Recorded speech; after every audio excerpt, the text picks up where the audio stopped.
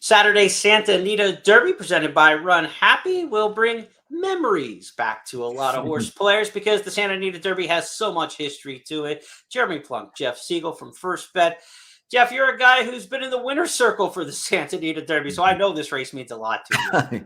Yeah, I won it in 2000 with a colt named the Deputy. I'll never forget that day. I That's bet my him. that's my favorite Derby. But I go back farther than that. I remember watching on television Silky Sullivan winning in 1958, the Philly Silver Spoon in 59. The first Derby I ever remember attending when I was age 9 was Tompion in 1960. So I've seen them all. But in addition to the one that I actually won, my favorite Derby was Sunday Silence in 1989, a spectacular performance by a colt that would go on and win the Kentucky Derby. So, he wasn't even favored that day. A colt named Houston was favored. Wayne Lucas's Seattle Slew colt.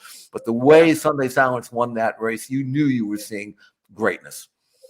A year before that, Winning Colors caught my attention. She was fantastic on the front end. This was an era where I was probably hanging out at a bowling alley, league play on a Saturday afternoon. Jim McKay would come on with Wide World of Sports and have the Kentucky Derby preps for us all lined up. And I remember being a big Private Terms fan that year. I grew up right on the Pennsylvania-Maryland border. Charlie Hadry had Private Terms, who ended up winning the Wood Memorial. But that was my horse. I was all in for Private Terms that spring. Then I saw Winning Colors in the Santa Anita Derby and said, we have a problem.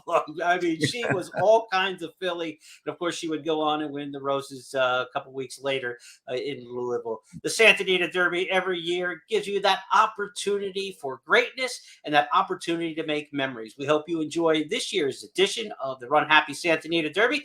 Who knows, 25 years from now, you might be talking about this year's winner.